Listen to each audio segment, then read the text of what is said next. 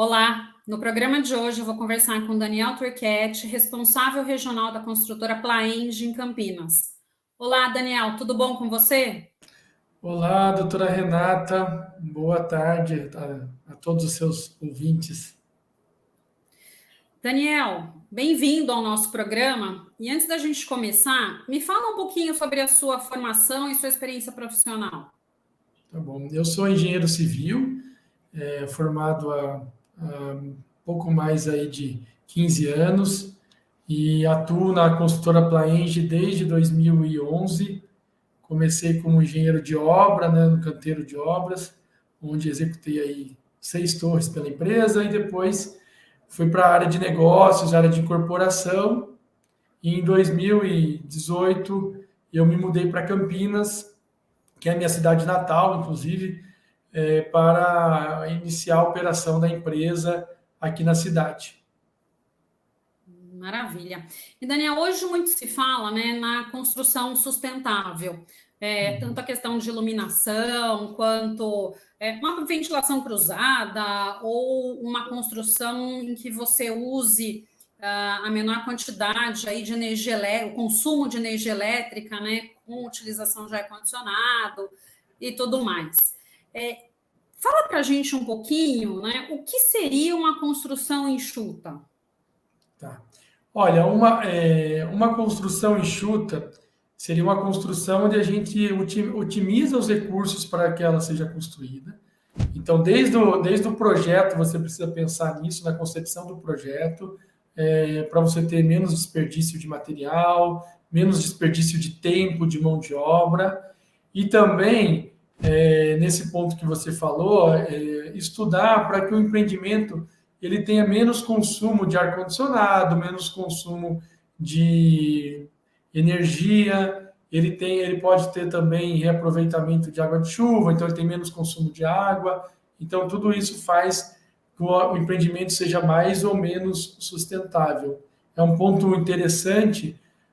A gente acabou de entregar um prédio em Campinas, onde ele se chama Vitra, e ele teve esse nome por causa dos vidros que foi escolhido. Ele tem uma grande quantidade de vidro, e é justamente um vidro especial, onde você, utilizando esse vidro nos locais onde tem maior incidência de calor, ele gera um conforto melhor, menos consumo de ar-condicionado.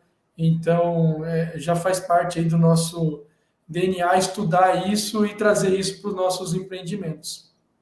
Não, e é super importante essa preocupação, né, com as questões ambientais e até do que você comentou nessa linha de uma construção mais enxuta, porque o desperdício, ele não impacta só no meio ambiente, ele acaba impactando também no custo da obra, né? Sim. Então, você ter um bom planejamento, pensar, né, estudar bem como seria esse projeto, a compra de materiais, você acaba otimizando. Então, realmente, acho que é bem bacana, né? E você já começou a falar um pouquinho, mas do ponto de vista, né, a entrega das construções, quais as principais preocupações com o meio ambiente? Você citou aí o exemplo do Vitra, mas tem alguns outros exemplos que você pode trazer para a gente? Olha, essa preocupação com o meio ambiente, ela começa na concepção do projeto, até no licenciamento do projeto. Hoje, todo empreendimento, ele precisa ter um programa de geração, de controle de geração de resíduos e destinação desses resíduos. Então, desde a demolição já se faz esse controle de materiais, eventualmente não se usa mais, por exemplo, telha de amianto, mas quando você compra um imóvel antigo e vai demolir para construir um imóvel novo, pode ser que lá tenha um resíduo de telha de amianto. Então, existe já toda essa preocupação com a destinação correta dos resíduos. E também, durante a construção, hoje em dia, a gente faz projetos de alvenaria. O que é um projeto de alvenaria? Uma paginação dos tijolos para que eu tenha menos desperdício de tijolo. Então, isso gera um custo menor para a obra e também menos resíduos, né? Se você comparar da época dos últimos 15 anos atrás para hoje, uma construção ela gera muito menos resíduos que antigamente, porque ela é muito mais planejada, e os materiais que a gente utiliza já são mais, ela é mais pensada e ela gera menos resíduos. Você tem menos custo, tem menos caçamba e menos geração de... E hoje o resíduo que é gerado, ele é mais controlado, ele vai para o local correto, então tem todo esse planejamento antes de começar a construção. E tem um outro ponto interessante também, doutora Renata, que é a gente tem uma personalização para os clientes.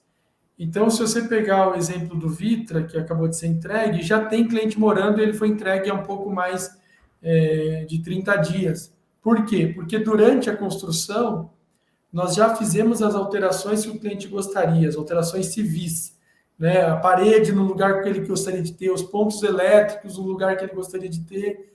Então, isso, o revestimento, a escolha do revestimento que ele gostaria de ter no apartamento dele. Então, isso faz com que ele, a hora que ele recebe as chaves, ele se preocupe só com a marcenaria e evite que ele comece uma nova obra, né, que ele contrate caçamba e comece a quebrar tudo para deixar do jeito que ele quer. Então, a gente tem lá cada apartamento construído de uma forma personalizada para aquele cliente. Então, a maioria dos clientes já se aproveitam disso e não precisa ficar fazendo aquela quebradeira comum de um empreendimento novo. Não, porque realmente, eu sei que talvez para vocês talvez até uma demanda de tempo, né? Mas um custo, de repente, ficar alterando o layout né, de morador para morador. Mas acho que talvez faz muito mais sentido numa questão quando a gente pensa na economia dos materiais, né? Porque essa coisa de maioria acaba mudando uma coisa ou outra. Então, você sempre vai ter um quebra-quebra depois. Então, são novos materiais, novos custos, né, que acabam entrando ali. Então, às vezes, faz muito mais sentido essas alterações, adequações já serem feitas, né, da própria construção. E curioso essa questão, eu nunca tinha escutado falar na paginação da alvenaria, né? Porque paginação de piso, ok, né? Mas realmente faz todo sentido também, porque você gera uma inteligência, né, quando você está subindo o edifício. Então, muito bacana. Você gasta um pouco mais com projeto, com tempo, com planejamento, mas você economiza com desperdício de material, você gera menos resíduo, você tem menos resíduo sendo transportado em elevadores de cremadeira, então você economiza energia. É uma cadeia, né, de benefícios. De benefícios, isso mesmo. E, Daniel, essas preocupações, né, elas também se aplicam ao segmento de desenvolvimento urbano? Sim, com certeza. O segmento de desenvolvimento urbano, ele é até mais burocrático para você ter o licenciamento. Então, você tem uma legislação federal que determina as regras, né, para esse desenvolvimento urbano, além do zoneamento municipal, né? Então, é uma parte bem mais ampla, mais complexa. Então, existe uma série de contrapartidas que você tem que fazer para conseguir um licenciamento ambiental desses. E nos nossos projetos, a gente também já busca também ter otimização em uma série de etapas da construção desse desenvolvimento urbano, para também manter essa política de gerar menos resíduos, né, durante a construção. Não, ótimo. E assim, pouca gente, eu acho que sabe o tempo que leva essa fase de licenciamento ambiental, né? Às vezes até mais demorado do que o próprio levantar do edifício. É muito mais demorado, né? Chega a levar 9 anos, 8 anos, 10 anos. Então, a gente tem projetos aí que estão há mais de 9 anos para ser aprovados por causa dessa parte de licenciamento ambiental e a compatibilização, você atender tanto as leis federais quanto as leis estaduais e municipais de cada local, né? É bem complexo isso. É complexo, é verdade. E me fala uma outra coisa, né? Que acho que é um tema bastante complexo para vocês, principalmente quando fazem obras em centros urbanos. Quais as ações que vocês usam para minimizar o impacto dessas obras na vizinhança? Olha, a obra sempre gera bastante impacto para as vizinhanças, né? Uma das ações que a gente procura fazer num primeiro momento, melhorar a calçada, né, onde as pessoas vão transitar. Isso é um ponto que é interessante. Está sempre tendo um cuidado, né, dependendo da fase da obra, de limpar a rua sempre usando água de reuso. Então, a gente contrata para limpar as ruas, se for uma época de chuva, que tem muita geração de barro, praticamente diariamente. Agora em setembro foi assim. Agora começa a ter uma época de estiagem uma vez por semana. E sempre nós temos dentro do nosso site um canal aberto ao vizinho. Você pode entrar lá, sou o vizinho de uma obra. Então tem esse campo lá para eventualmente apontar algum desvio de algum empreiteiro, algum funcionário nosso, alguma coisa que esteja fazendo de forma incorreta, né, esse canal de comunicação. E também tem o principal, Renata, também a conscientização das pessoas que estão trabalhando nas obras. Então, a gente tem semanalmente uma conversa com os funcionários durante a nossa DDS e sempre relembrando dos vizinhos, sempre relembrando do respeito aos vizinhos. Obra sempre é transtorno, não tem como você fazer uma obra sem gerar transtorno, mas a gente tem como minimizar esse transtorno, tem como ter uma política de boa vizinhança com todo mundo. Também a questão de segurança nas obras, a gente é muito severo na parte de segurança, na parte de telas de proteção, para evitar que resíduos, né, durante um reboco de fachada, ele acaba sendo transportado pelo vento, né, e vai atingir algum vizinho. Então, a gente tem algumas políticas aí para procurar ter uma boa vizinhança. Uhum. Não, e realmente é de extrema importância, porque a obra, como você bem disse, né, por si só, ela já causa um incômodo. Né, por menor que seja, esse incômodo existe, né, que seja, às vezes, o barulho, o transtorno ali, né, de material de entrega, caminhão. Então, por menor que gere esse incômodo. E ter todo esse cuidado, né, de conversar, de orientar o pessoal da obra, eu acho que é muito importante, porque isso faz com que todo mundo se preocupe, né, em impactar o menos possível aquela vizinhança, e esse canal de comunicação também eu acho de extrema importância, porque é uma porta, né, que as pessoas têm para contatá-los. Então, e às vezes ela vai reclamar com um funcionário, que às vezes até de um empreiteiro, é um terceiro que está entregando material, que a gente não sabe nem de onde veio, né? Mas a gente acaba daí orientando o fornecedor, o transportador, né? Falou, olha, a pessoa não teve uma postura legal, parou o caminhão no lugar errado, atrapalhou o vizinho. Então, é legal ele ter essa comunicação direta com a empresa para que a gente possa ter ciência e possa tomar medidas necessárias aí para amenizar e para que não aconteça de novo, né? Não, é verdade. Eu vou contar, né, um pouco fora do contexto, mas assim, um pouco desse cuidado que vocês têm, né? Eu já vivi na pele, acho que há muitos anos atrás. Tinha uma construção do lado da onde eu morava, e olha, todo dia, 5 horas da manhã, o pessoal da obra chegava, ligava o radinho de pilha, daí chegava alguém que fazia o café e falava, olha o café, 5 horas da manhã. E falava, gente, não é possível. Então, assim, é óbvio, né, que não diz respeito, mas isso era antigamente, eu nem sei exatamente se tinha uma construtora por detrás ou não, mas são esses pequenos cuidados, porque para a pessoa que está acordada ali, que já, né, começou o dia de trabalho, às vezes até esquece que tem gente que está dormindo, que tem gente que mora ali do lado, né? Então... Esse é um ponto que a gente sempre fala nas nossas DDS, que é esses diálogos, né, que a gente tem semanalmente, dessa noção, dessa percepção, porque realmente o trabalhador da construção civil ele acorda muito cedo, isso é um fato, é cultural, ele começa a trabalhar muito cedo, ele começa a trabalhar de fato às 7 horas da manhã, então é cultural isso, mas ele precisa ter essa noção que às vezes ele vai chegar às 6, 6:30, tomar esse café da manhã e as pessoas em volta estão dormindo e principalmente nesses centros urbanos bem densos, né, como é o caso do Cambuí, por exemplo, em Campinas, você tem aí A janela do vizinho é do lado da obra, então tem que tomar um cuidado, e E isso é você muito tem, na orientação. e você tem situações que tem gente que acorda cedo, tem gente que tá com algum problema de saúde, de repente precisa estar ali naquele repouso, tem todas essas Uhum. questões ali que a gente precisa levar em consideração, né? Então, realmente, essas orientações são de extrema importância.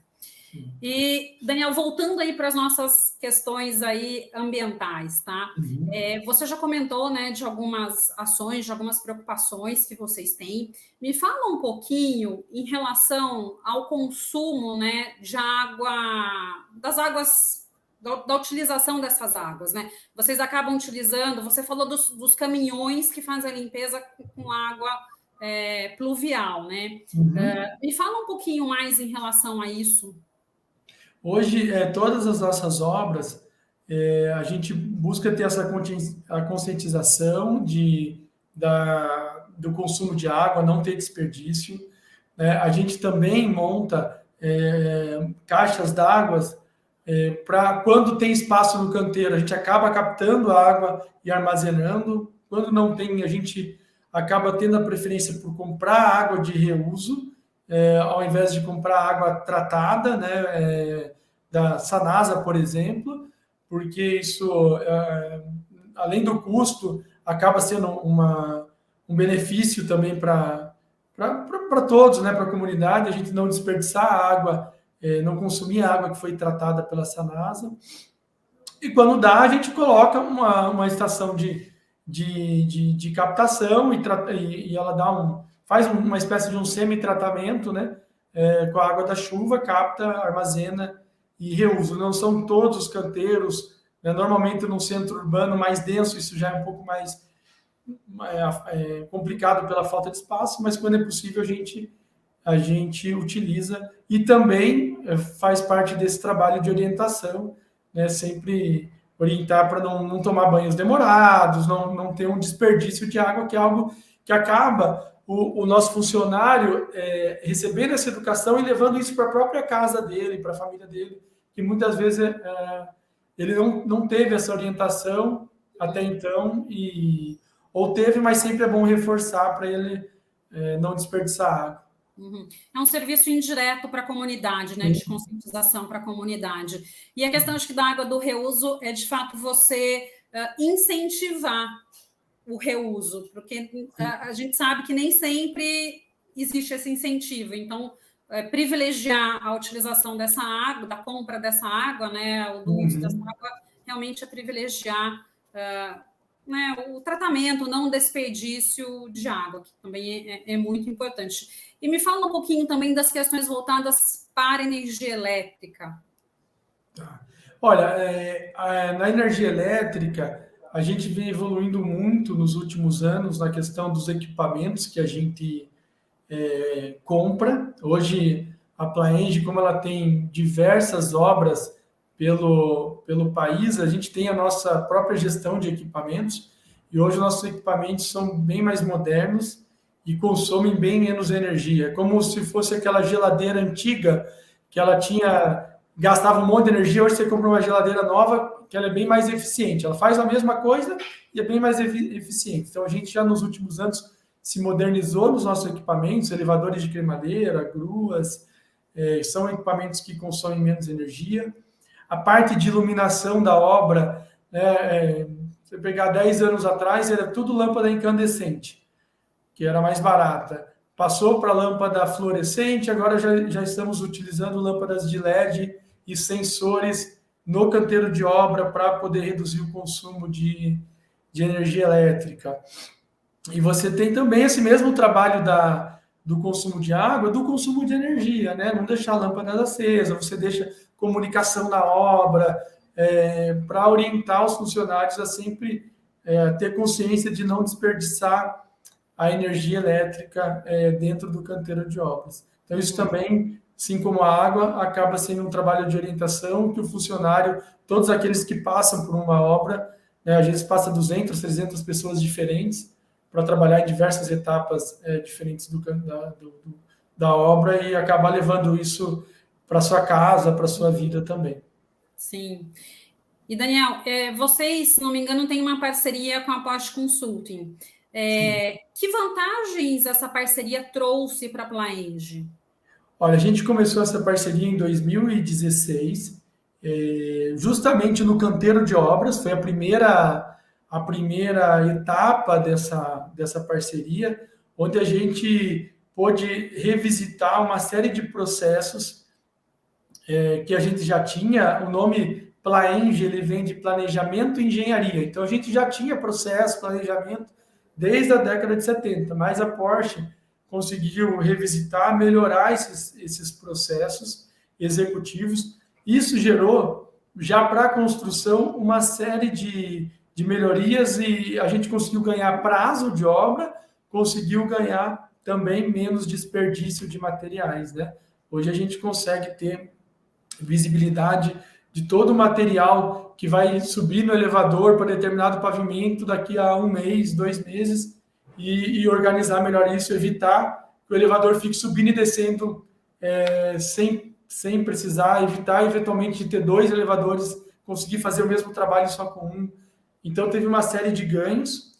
E depois, junto com a Porsche, a gente passou por diversos processos dentro da empresa, e um dos processos foi justamente o personalização, parte de personalização. Quem compra hoje um carro da Porsche já sabe que ele é extremamente personalizável, né? Se você pegar, por exemplo, um volante dele, ele tem diversas formas de você personalizar, com diversos fornecedores diferentes. A gente pôde visitar, nossos executivos visitaram a fábrica deles em Stuttgart e viram que vinham lá para fazer um volante 16. Tinha peças de 16 fabricantes de países diferentes que chegavam naquele momento ao mesmo tempo para montar um volante.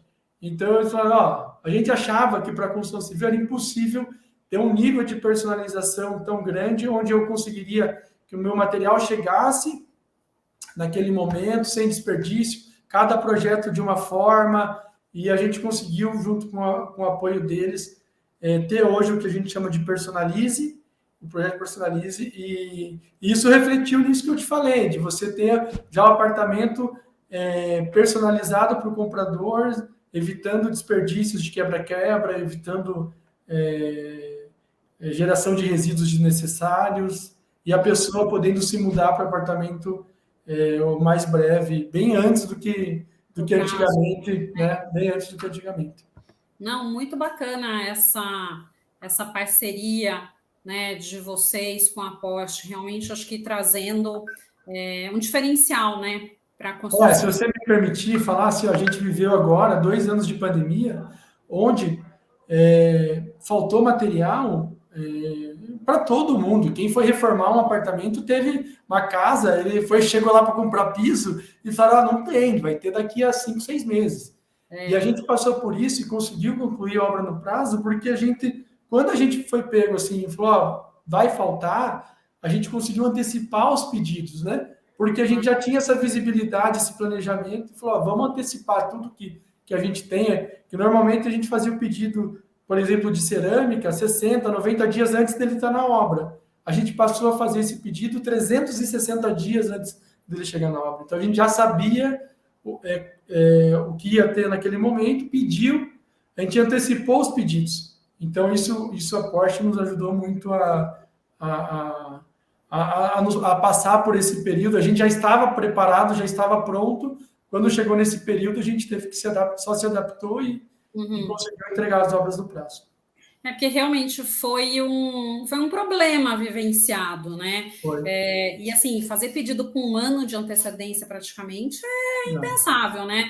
6 meses a gente ainda ok, né? Mas é muito tempo, então, porque realmente teve essa falta por diversos motivos, né? Então, esse planejamento aí de vocês realmente é um diferencial. Sim. E, Daniel, para a gente finalizar aqui a nossa conversa, que mensagem você deixaria para a nossa audiência?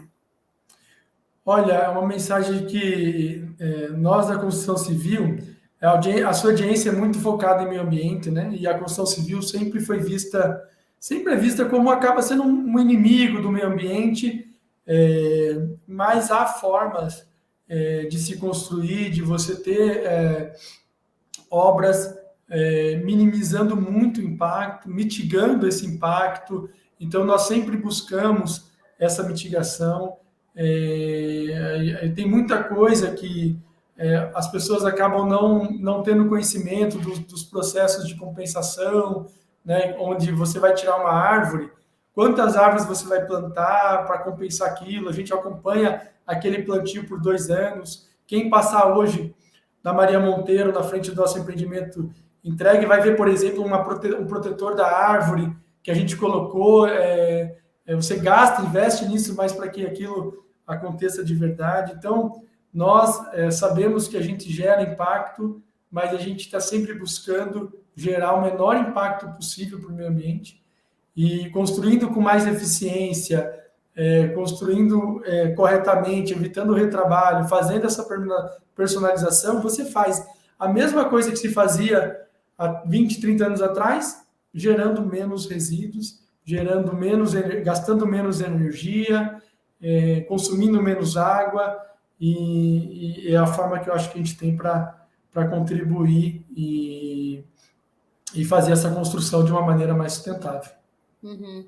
Porque eu acho que é bem o que você colocou, né, Daniel? O segmento de construção civil, por muito tempo, foi visto, não vou falar como um vilão, mas como um segmento que impacta o meio ambiente, né, de diversas formas. E talvez muito atrelado também ao desperdício.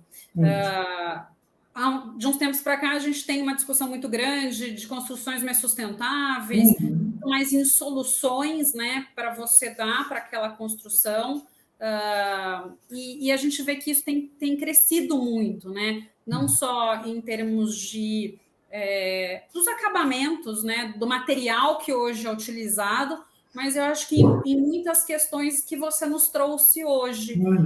E isso, né, eu acho que hoje não é só mais um diferencial, eu acho que é necessário e essencial para uma construtora continuar no mercado. É isso que eu acho que a gente precisa, né? Não é só uma construtora, mas as empresas. A gente vê muito e cada vez mais essa questão que só deve permanecer por inúmeras questões, né? Mas quem tem essa visão, quem tem essa prática, né? Porque não é só uma visão, é conseguir implementar de fato práticas que são diferenciais, né, que são voltadas para uma proteção do meio ambiente. Então, muito bacana aí toda essa experiência que você nos trouxe hoje. Obrigado pela oportunidade de poder passar um pouco aí a você e toda a sua audiência. Obrigado, Daniel. Eu que agradeço a sua participação no nosso programa de hoje. No programa de hoje, eu conversei com o Daniel Turchetti. Muito obrigado a você que nos prestigiou até aqui. Deixe seu like, se inscreva em nosso canal e compartilhe. Nos vemos na próxima semana.